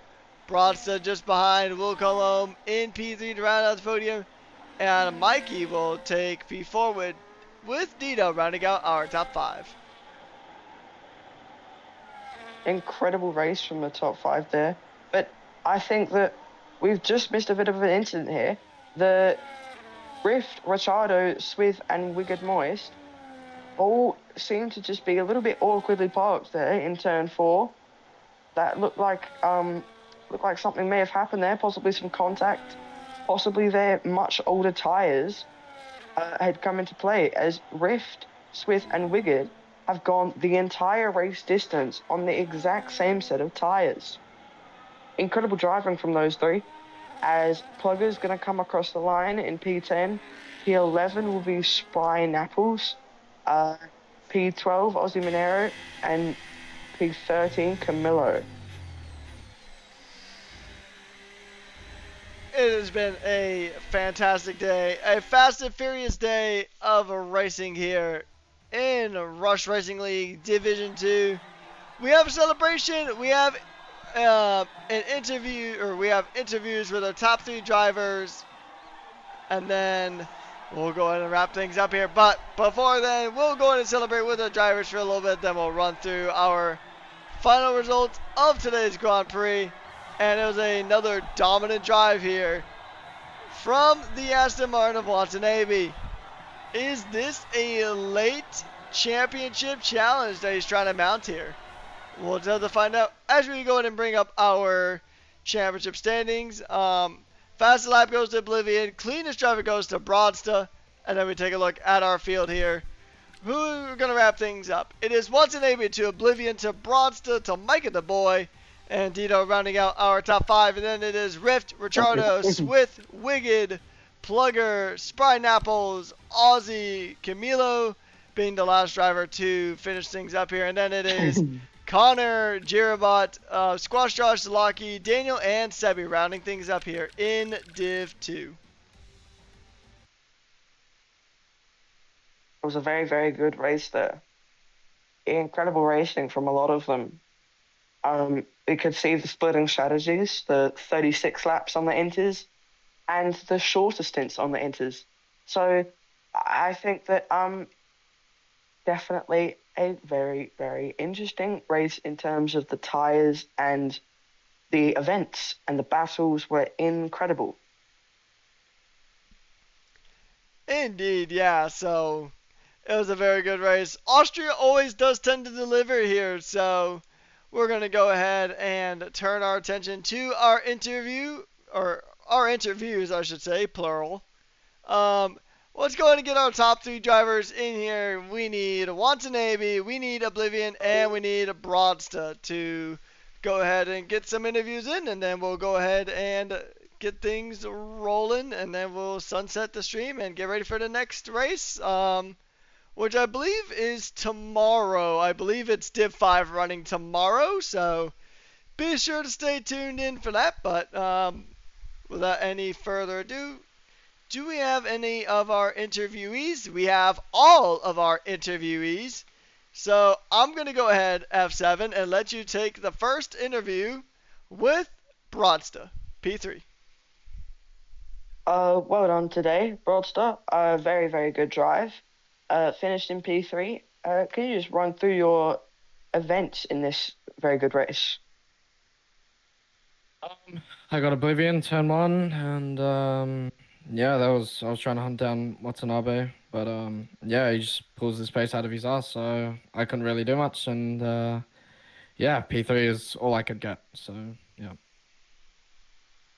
Well, it seemed like a very, very good drive. What was your thoughts on the weather conditions and the different strategies when it comes to when to pit on the inters? For quali, it was looking very promising that I was gonna get pole, but yeah, conditions changed for Q3, and yeah, just everything felt weird, and nothing important with strategy in the race. It was just easy one stop, and yeah, I couldn't do much, to be honest. Yeah. I'll pass this over to Rekus to see if he's got any further questions. All right, Broadsta, welcome back here. It was almost a podium last week, but you definitely got the podium here this week. I'm just going to ask you just two questions because I know it's a very tricky race and you guys definitely deserve the rest. But next week, we are heading to the home track of Rush Racing League. We are heading to Albert Park here in Melbourne. How confident are you heading into the Australian Grand Prix? It's yeah, well, one of my really good tracks. So let's just hope we don't get beat by like 20 seconds. So yeah, I'm excited for Australia, and I'm prepared for it. All right, last question before we go ahead and let you go here. Is there anyone you'd like to give a special thanks or shout out to after tonight's race? Jono, engineering. Oh, I actually think we just lost him. There he is. Oh, whoops! I'm sorry, I accidentally clicked onto something. My bad. What were you on about? Just anyone you'd like to give a special thanks or shout out to? Mainly Jono, because he was engineering me, kept me very cool. So yeah, that's really it. All right, Brad. So once again, congratulations on the podium, and we'll see you next week in the land down under. Cheers. All right, now we're gonna go ahead and go to who is still our current championship leader, but he is P2 this time around. We're heading to Oblivion. Now, Oblivion, you had some really tough battles there, especially when you finally made the pit stop to get onto that second set of intermediates. What was the mindset on trying to go that long on a set of inters? Was it originally intended to be a no stop, or just walk us through today's race? Yeah, the plan was to try and battle with Fat Cat or Wonton a little bit. I mean, he was just ridiculously quick. I don't know where this pace has come from. I thought it was just, Abu Dhabi was a good track, but I mean, we're getting beaten by 20 seconds each race now. It's a bit insane, so I'm not sure what's going on. I mean, if this was me, supposedly Campbell Adams is driving, so I'm not sure what's going on now. Why is no one talking? So, I mean, the plan was to try and go as long as I could and try and battle with him, but the grip difference was just ridiculous, as expected. So, yeah, not much I could do. Gave it a crack, and I mean, it was still as it was last week. It's always good fun battling with Broadster's nice and clean. And he's a smart driver as well. There's a few moments there where I was like, it's just, not much I can do. He's just got a good brain on him. So I mean, it was a good battle, and it's the maximum possible today. All right, we'll give you about 2 more questions before I pass you over to F7. Do you think with Watanabe's recent increase of pace do you think that this could potentially culminate in a very close title fight there towards the end of the season? Because he has been taking some pretty good chunk of points out of your championship lead as it sits. Yeah, I mean, I've always said it's nice to lead the championship, but it's not the be all end all. The overalls is more important, and as long as I can contribute to the team, that's all I want to do. I mean, I've said before, people have their strong tracks, and I mean, the last 3 rounds tend to be Watan strong tracks, and he said last week that this was not going to be one of his strong tracks, so I'm not sure what's happened there. He must have practiced all week for that one, so, I mean, fair play. Honestly, I've got nothing else to say. All right, yeah, I mean, his pace has been pretty strong here in the last couple of weeks.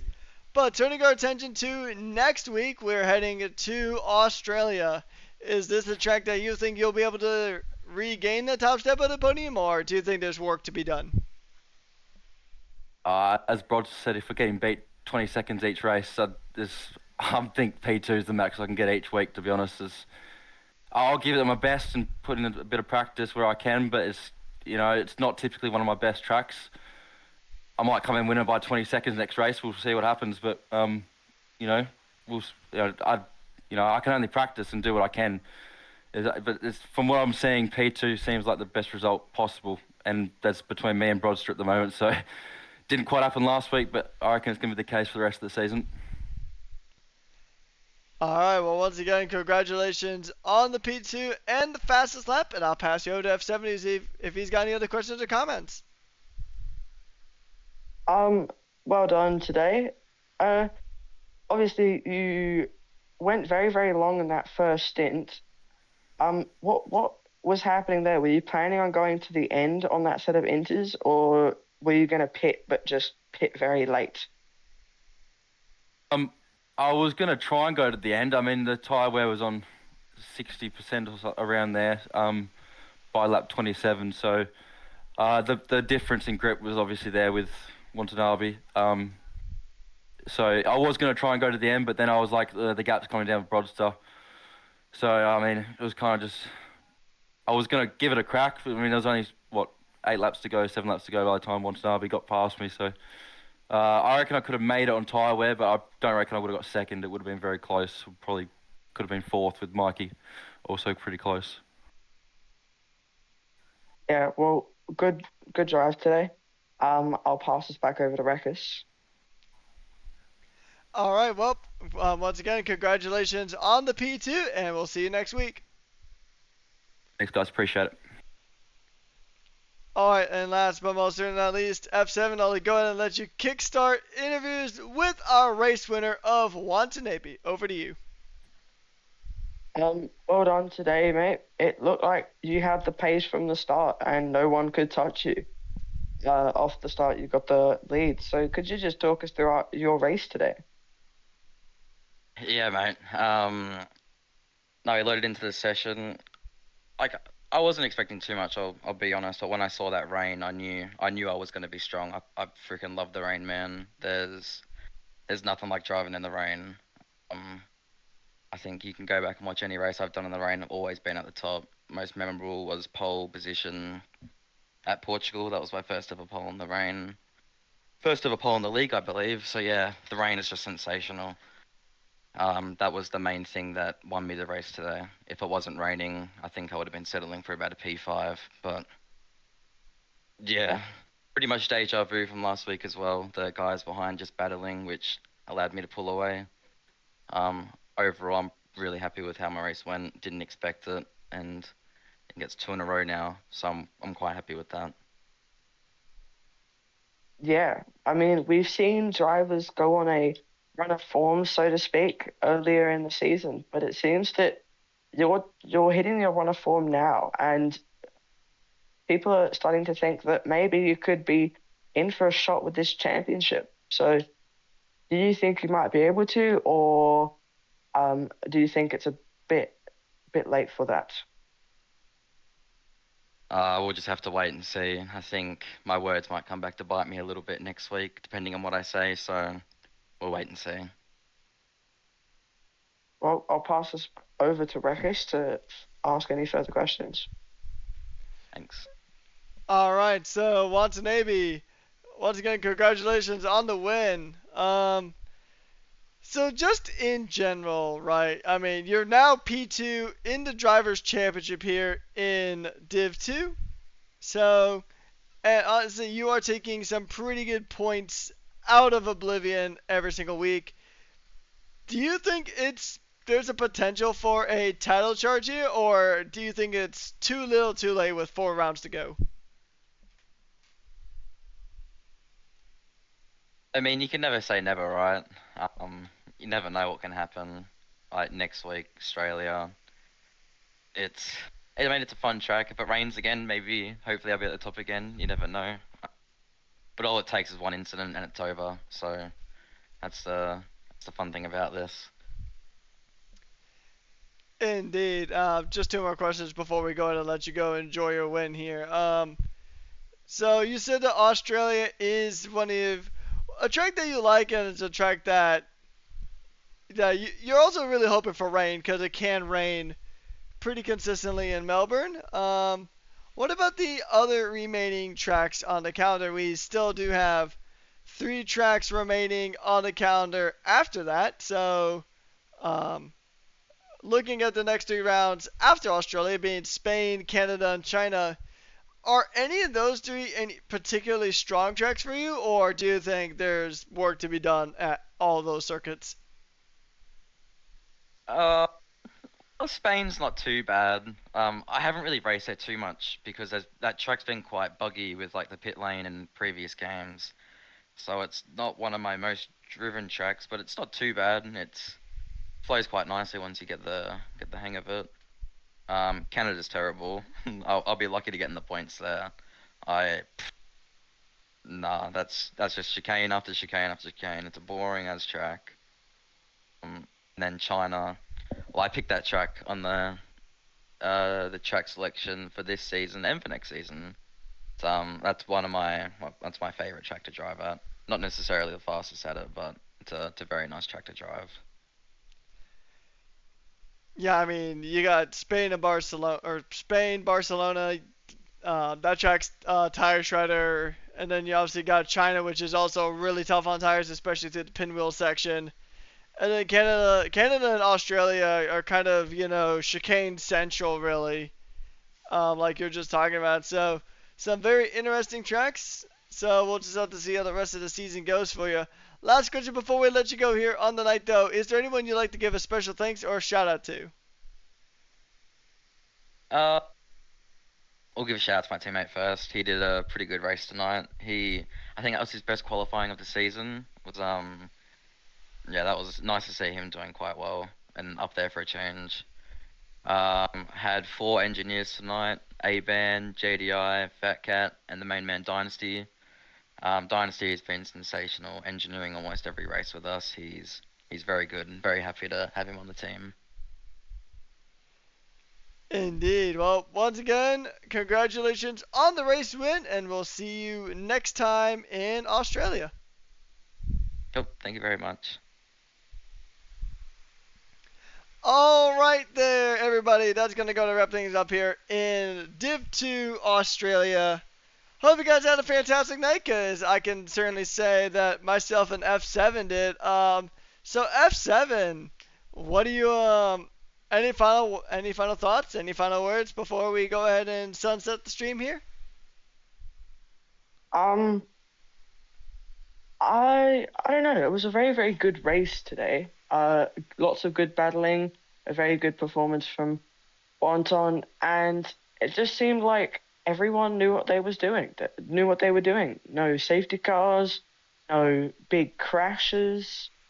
So I'd have to say that the guys drove very, very well today. Indeed, yeah, and of course, Oblivion and Broadsta always delivering fantastic battles as always. And honestly, if you guys like Austria, if you guys like the Red Bull Ring, then stay tuned throughout the week because tomorrow we have Div 5 racing around here. And then we have, I believe it's Div 3 also runs here pretty soon. And then Div 6. And then we turn our attention to Melbourne. But that's going to be it for us here at Rush Racing League. It is Season 9, Round 14. We got 4 rounds to go of this fantastic championship. Want to give a massive thank you to all of our sponsors here. Sim Racing Center, SimLab, Pagani Advanced Simulation, and AI369. And of course, my personal favorite group of people to thank, you guys who have been here week in, week out in the Twitch chat. You guys have been absolutely fantastic. On behalf of F7, my name is Patrick Coleman, aka Rekis, and we've been your hosts and commentators through tonight's Grand Prix, and we'll see you guys next time out in Australia. Have a good night.